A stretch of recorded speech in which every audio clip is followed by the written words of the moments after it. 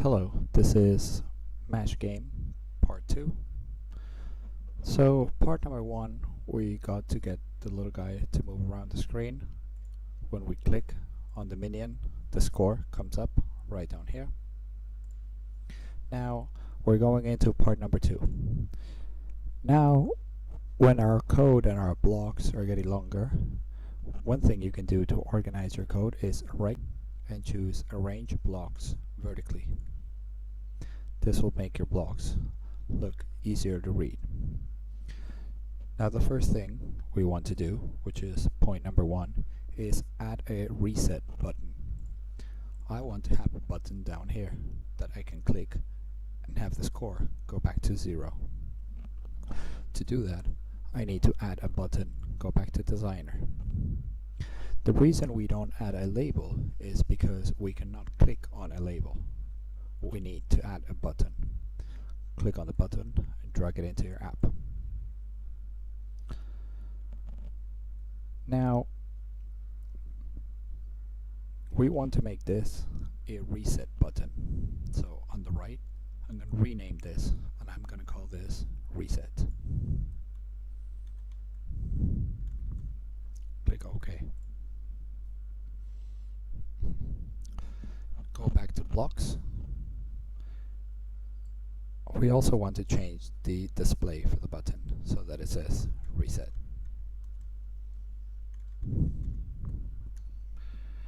Now that we're happy with our button, you can change the properties whichever way you want. Go back to blocks, click on the reset button on the left, and when reset click, what do we want to do? Now we want to make this global score 0. So we could just duplicate this, put it in here, and this, we don't need it. We're just gonna take the number and make it 0. So when we click reset, our global score will be 0. The next thing we want to do is we want to update the label so that it will say score 0. So duplicate this and put it right after. This will say score and the new score, which we've changed to 0. We can go back to our app and we can test. Click on the minion, 1, 2, 3, 4, click reset. Now the score is 0. Now, point number 2 is adding a pause button. So go back to your app, go to designer, choose another button and put it in your app. This button, we're going to rename it pause. We're also going to change the text so that it reads pause. Go back to blocks. Now what I want to do with this button is I want to stop the game. Choose pause. When pause, click. Now the only way to stop the game is to stop the clock. This clock we have here on the left. If we stop this clock, then the minion is not going to move. So click on the clock and set clock time interval enabled to. This time interval enabled is a true or false variable. If it's true, the clock will work. If it's false, the clock will not work. Go to logic and choose false. Clock 1, timer, false. This will stop the clock. But let's put this and try it. Go back to our emulator, click pause, and now the minion doesn't move. It's stopped. I want to play again. Click pause. We cannot play again. So that we can stop and start the game at any given point, we need an if command. Go to control and choose an if command. Now, in an if command, the first thing we want to do is we want to compare. We want to check the timer enabled. So go back to clock and choose timer enabled. Go to math and choose the equal function, and go to logic and choose true. So the first thing is comparing. We're going to check if the timer enabled is true.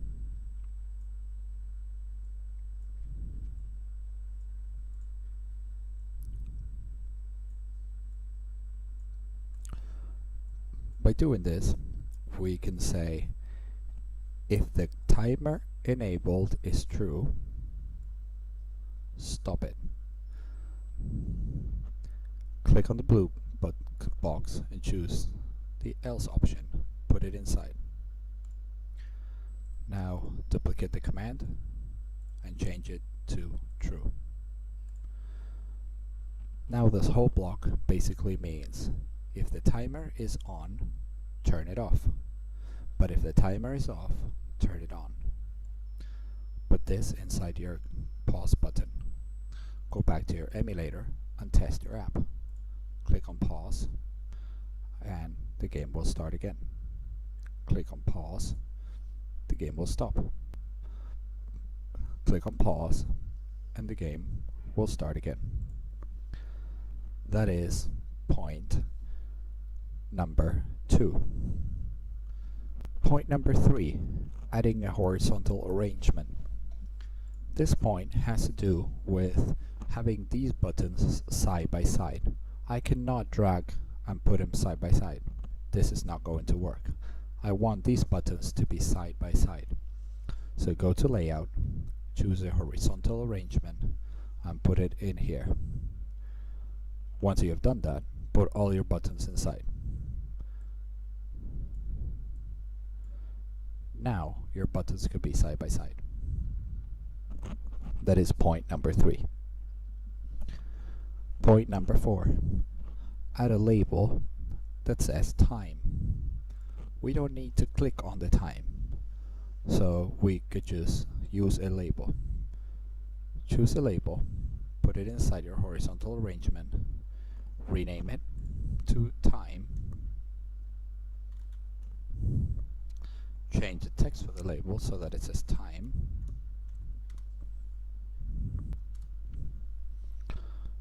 and format it whichever way you'd like. I'm going to choose font type monospace, size 18, so it looks the same as the score. Now go back to blocks,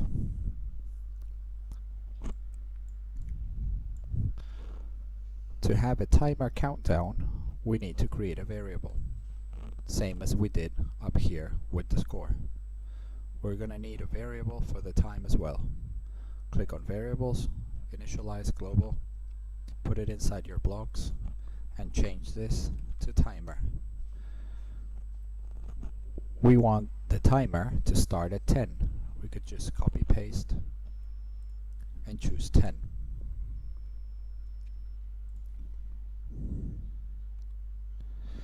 Now every second that goes by, your timer has to go down. To do that, go to variables, set, choose timer, go to math, choose the minus function, get the actual time. This is the time at any given moment, timer, minus 1. This command is going to put the time down by 1. Now this command, we need to do this every second.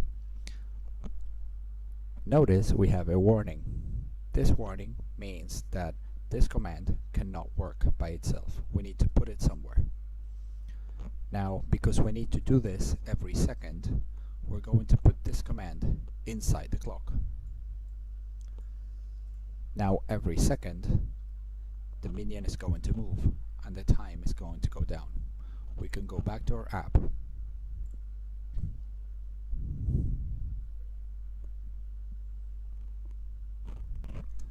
If we go to our emulator and we check, we can see the time, but we cannot see the time going down.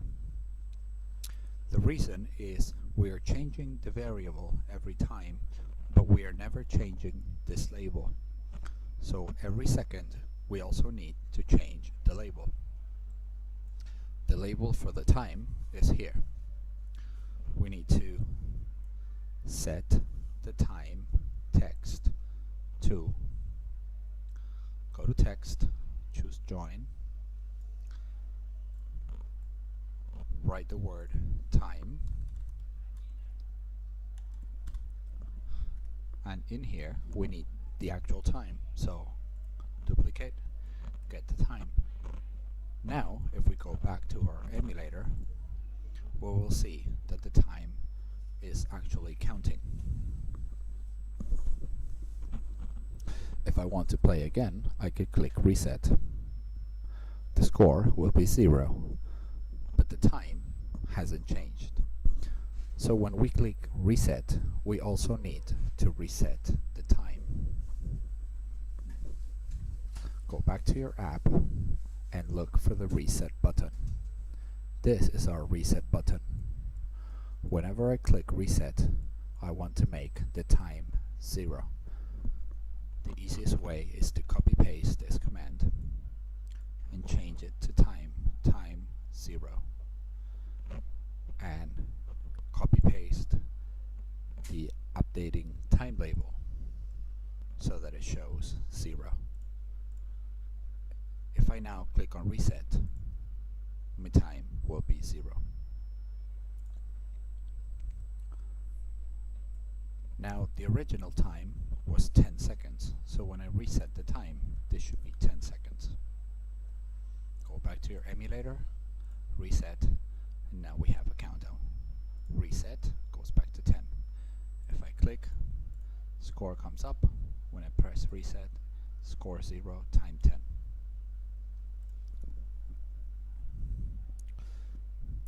Point number 6. Create a new screen and name it end. On top, click add a screen. Name the screen end and click OK. You will notice now we have a whole new screen.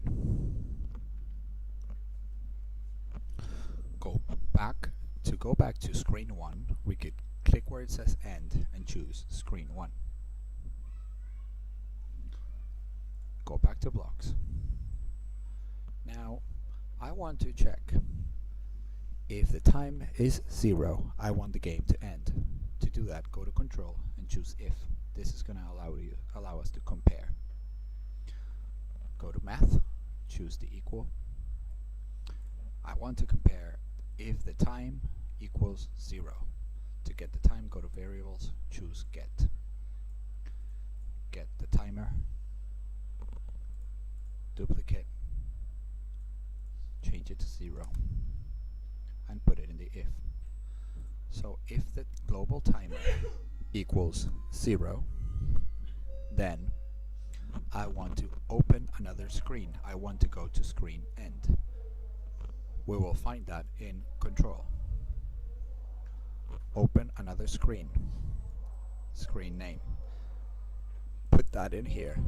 Go to text, choose the writing tool, and write the name of your screen, end.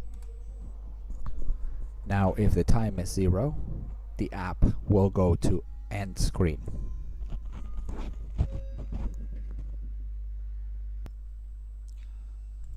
Again, we have a warning.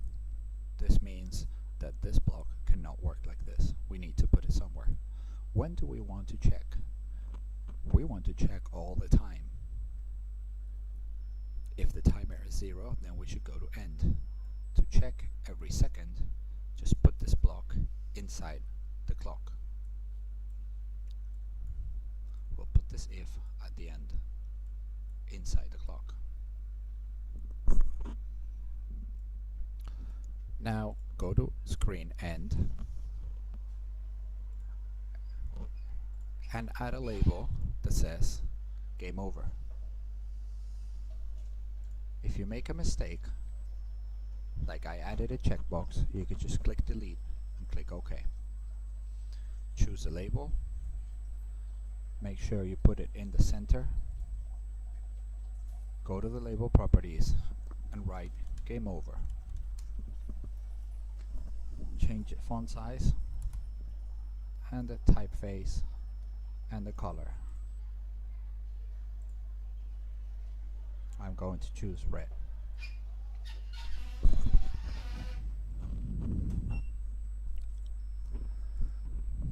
Now go back to screen 1 and let's test our app in the emulator. The emulator comes up. The time is 7:06. When the time gets to 0, 2, 1, our app should go to game over. Game over. That is point number 7.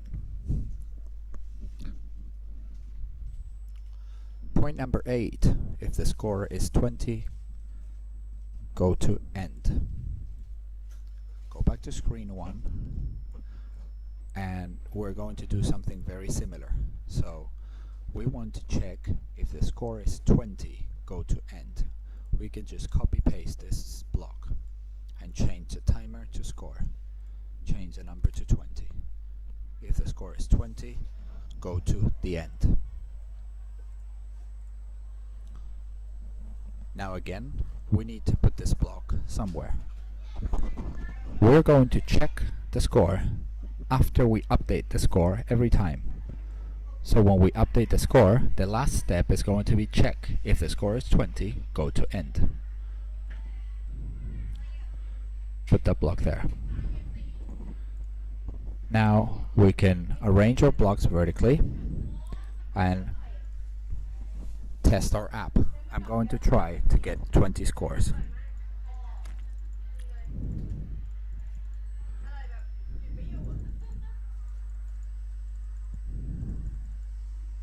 The score is 20 and the game went to game over.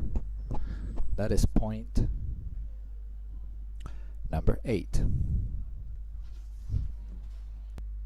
Thank you for watching.